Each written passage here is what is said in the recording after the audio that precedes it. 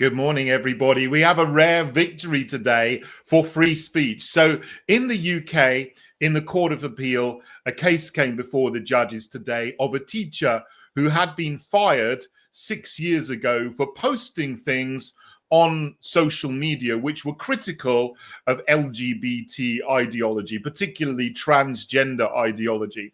And someone in a school found out about this. She was reported and then fired from her job for what she said on social media.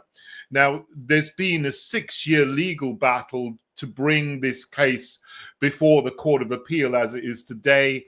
Kirsty has been dragged through an employment tribunal. Well, she went there to try and overturn her sacking, her firing from her job.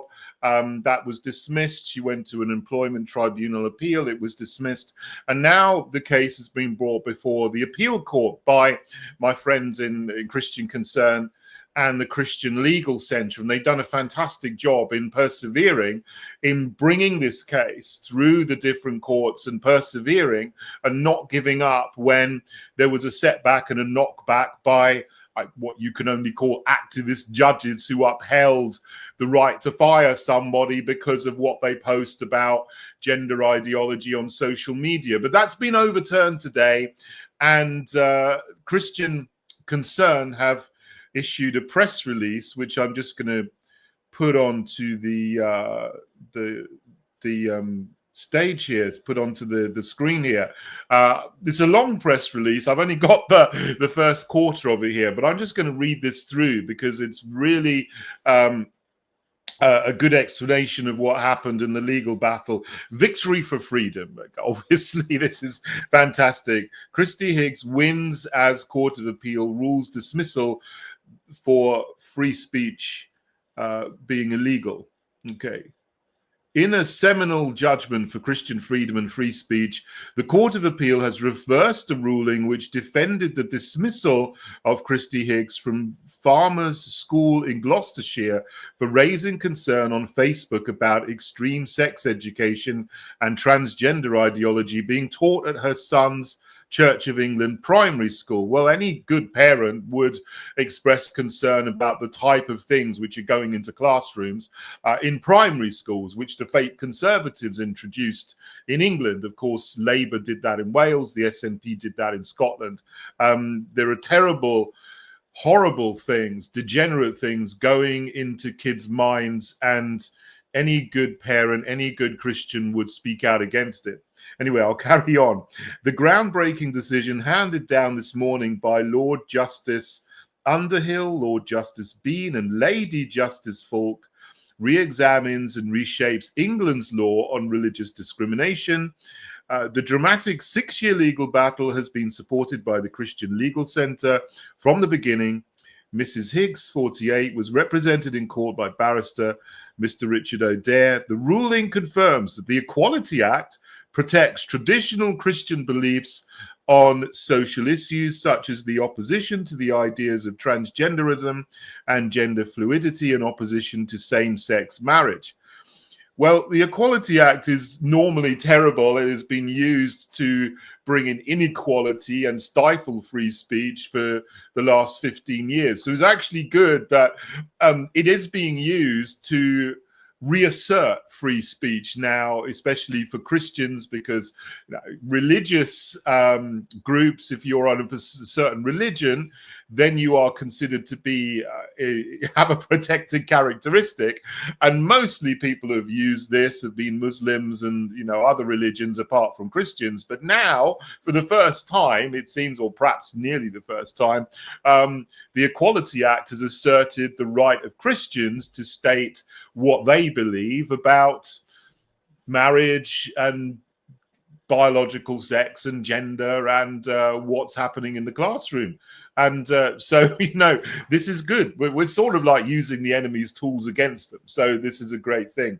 Now, the press release goes on for, it's 4 times long as what I've just read out. So I'll put a link to this in the boxes on my channels, so you can have a look at it. But it is a fantastic day. I mean, I've said a few prayers for Christie and for Christian Concern that the right result would happen. It seems this happened very, very quickly, because when the ruling's been given, it's not less than an hour, and the ruling's been given, and the ruling is good, and it reasserts free speech. So it's absolutely right, because these things are nonsense, to be honest. I mean, I say, and this is Heritage Party policy, that marriage is a man and a woman, and there are two sexes, male and female. You cannot change your sex.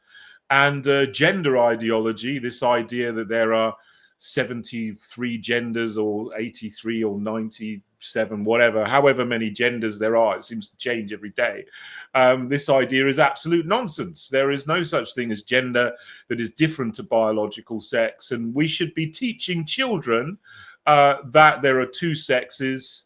It shouldn't even be a question. It never was until about 10 years ago. No one ever thought, oh, I'm going to go and tell 4-year-olds that then you're not boys and girls. You can decide what you can be, and as well as 79 other things like a dwarf androgyne or a fluffy unicorn or whatever.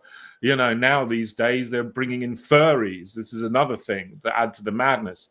But these things are nonsense. No one in saner times would even consider this.